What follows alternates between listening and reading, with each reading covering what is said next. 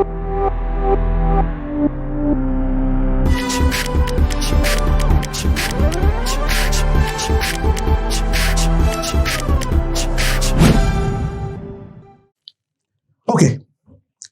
so now let's move on to the next question. Let's see क्या बोला हुआ है।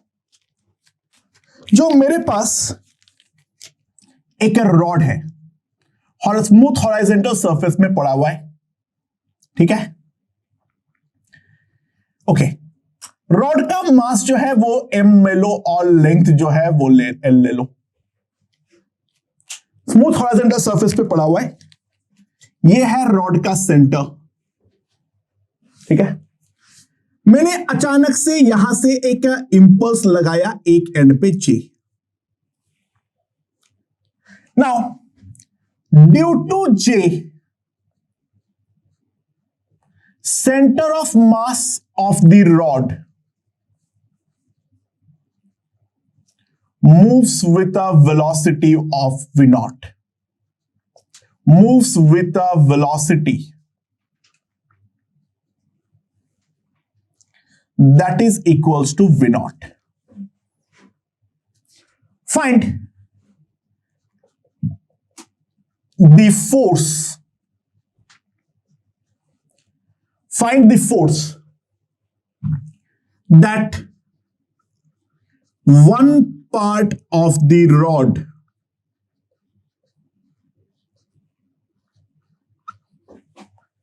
exerts on another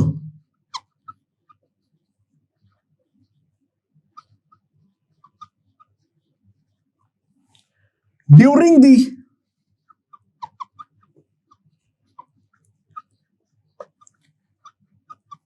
subsequent motion. जो मेरा सब्सिक्वेंट मोशन होगा उस पे रॉड का एक हाफ दूसरे हाफ पे कितना फोर्स लगाने वाला है, वो सवाल हमें पूछा गया है।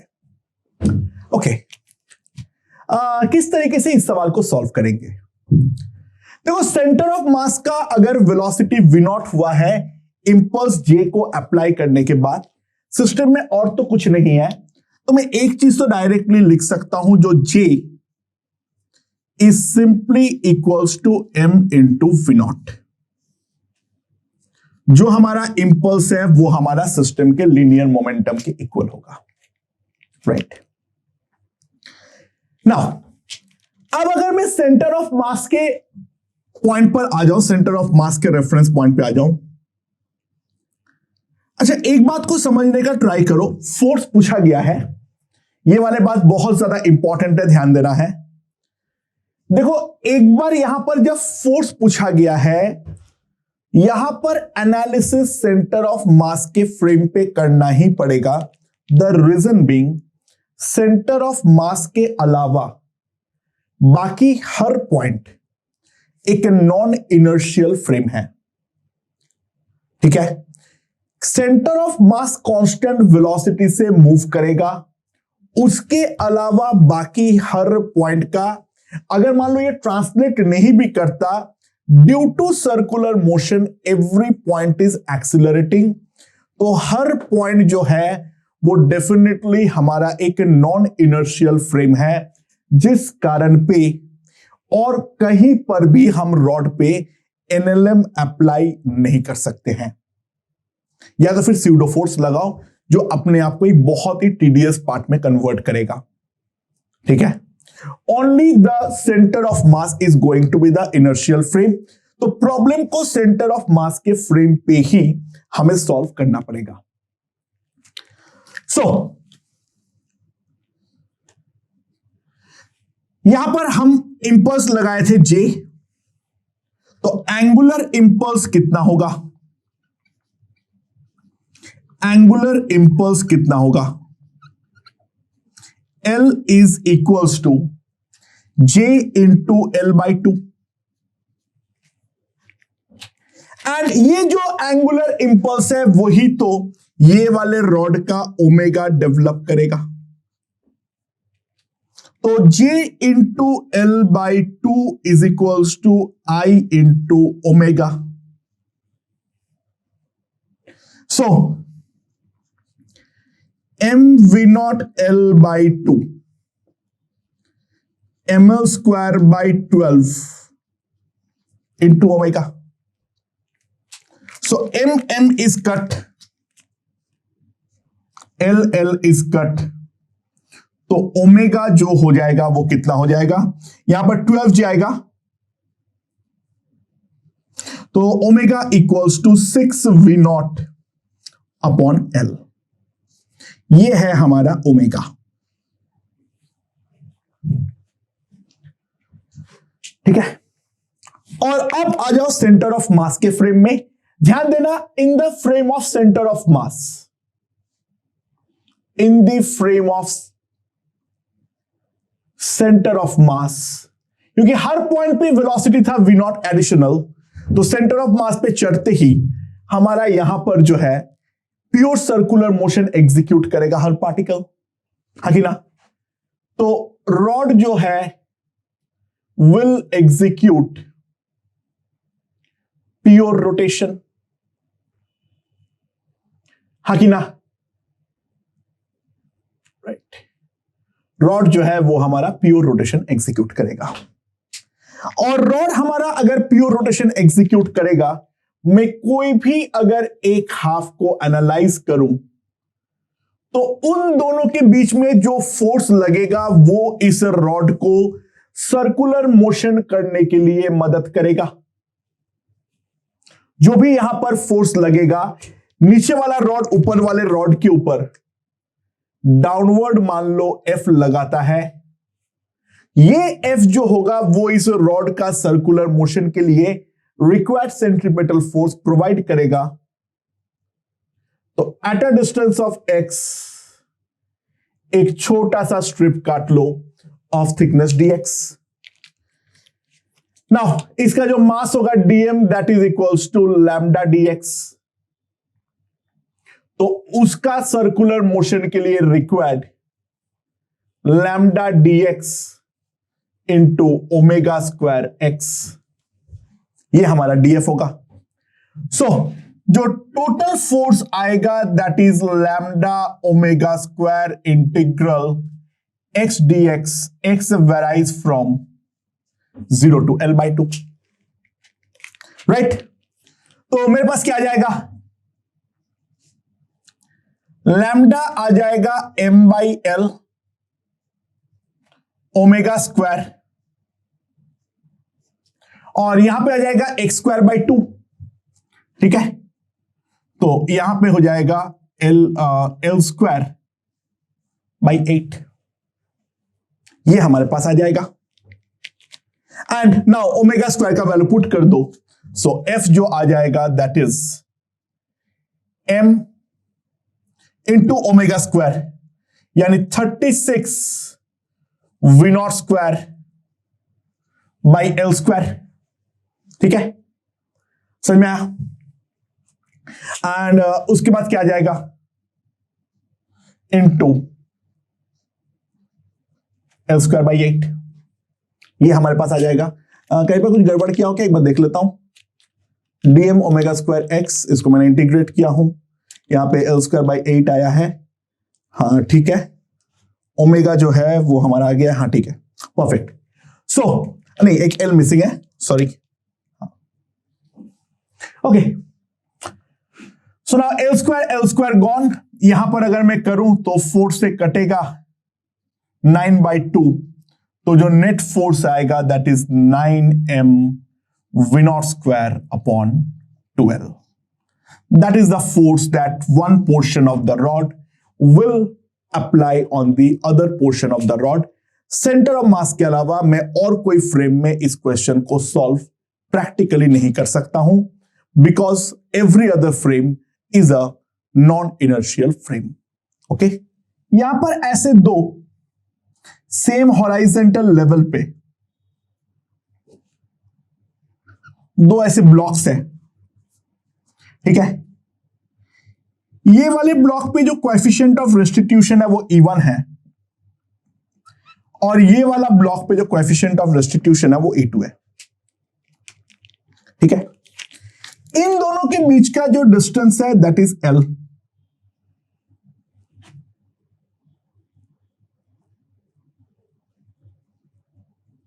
एक रॉड इसके ऊपर जस्ट फिट हो सकता है, something like this, just fit, उससे थोड़ा सा दूर है, बाहर है। ये वाला रॉड का जो मास है वो है m, ठीक है। अब मैंने क्या किया, ये रॉड को ऊपर उठा लिया, ठीक है, और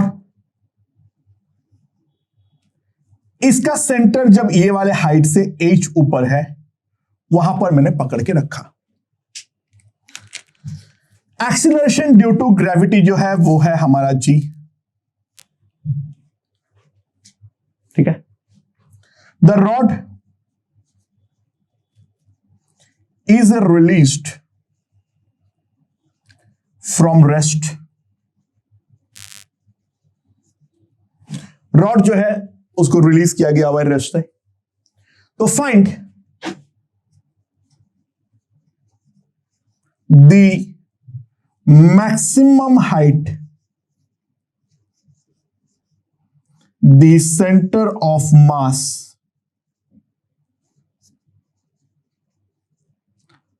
राइजेस अबव। जमीन के साथ टकराने के बाद सेंटर ऑफ मास वापस कितना हाइट तक ऊपर चढ़ने वाला है, ठीक है। फॉर सेक ऑफ सिंप्लिसिटी तुम्हें कुछ लेने की जरूरत पड़े कहीं पर, E1 ग्रेटर देन E2 ले लेना, कहीं पर लेने की जरूरत पड़े, वैसे पढ़ना नहीं चाहिए, उसके रेशो में सिमेट्रिक आंसर आना चाहिए। ओके, एक बात को समझने का ट्राई करो, यहां पर जैसे ही कोलाइड करेगा उस टाइम पे तो रॉड का हर पॉइंट का जो वेलोसिटी होगा that will be equals to √2gh।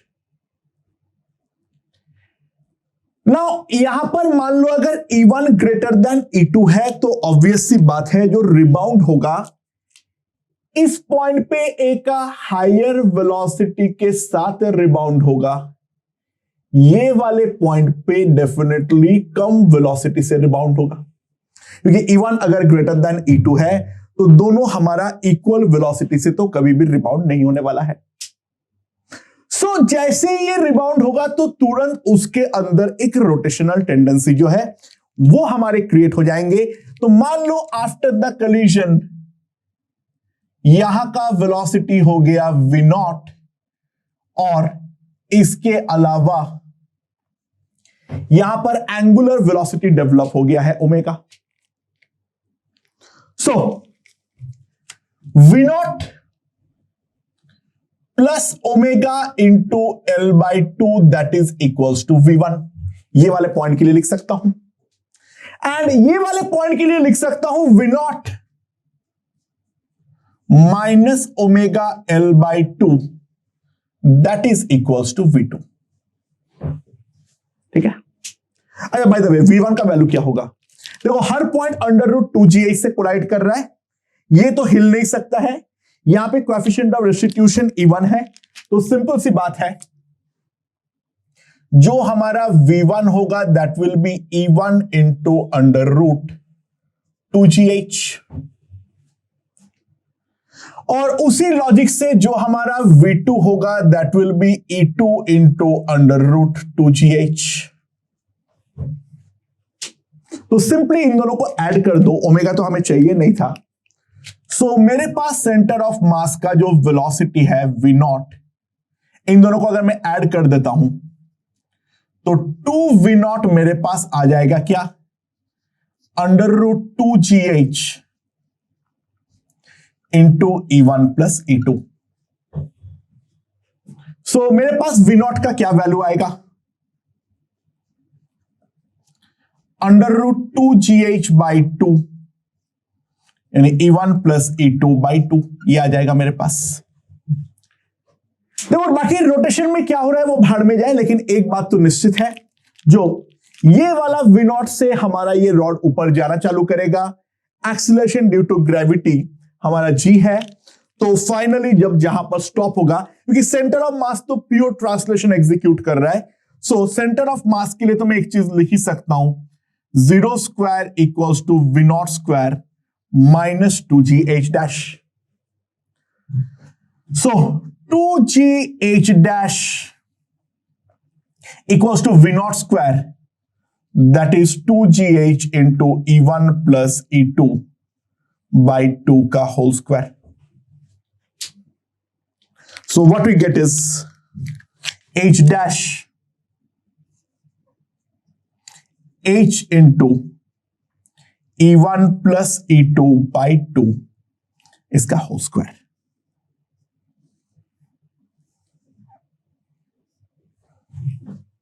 Okay right. तो अगला क्वेश्चन देखते हैं क्या बोला हुआ है. ओके क्या है, मेरे पास एक रॉड है. ये रॉड एक स्मूथ हॉराइजेंटल सरफेस पे मूव कर रहा है with a velocity of V not, जिसका सेंटर ऑफ मास का वेलोसिटी है वी नॉट, और इसके अलावा इसमें इसका एक एंगुलर वेलोसिटी भी है omega naught, something like this. Now ऐसे चलते चलते चलते चलते अचानक से यहां पर एक पेग है, यहां पर ए जो है वो पेग है,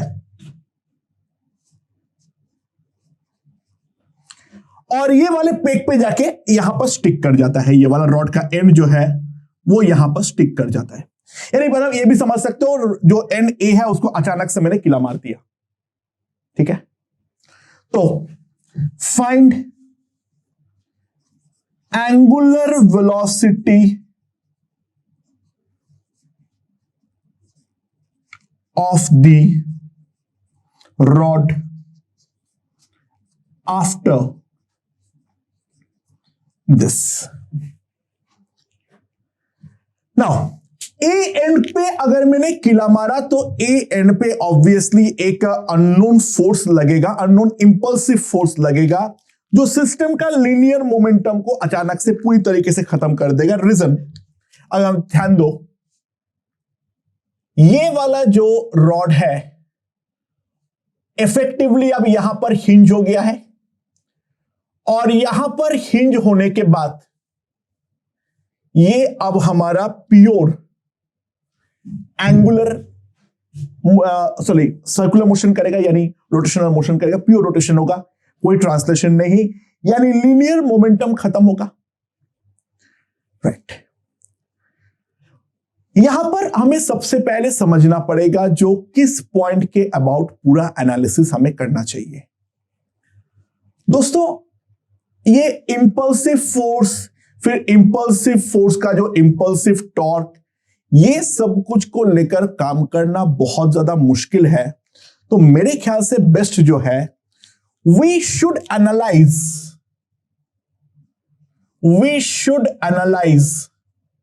अबाउट पॉइंट ए. हाँ कि ना,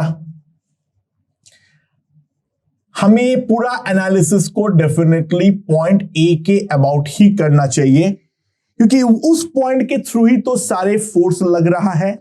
देखो लीनियर मोमेंटम तो मेरा किसी काम का है नहीं, काम का मेरा एंगुलर मोमेंटम है. कम से कम मेरा जो टॉर्क है वो टॉर्क तो डेफिनेटली जीरो हो जाएगा. राइट. अच्छा, नाउ एक बात बताओ about A. No impulsive torque, तो हम बोल सकते हैं जो एंगुलर मोमेंटम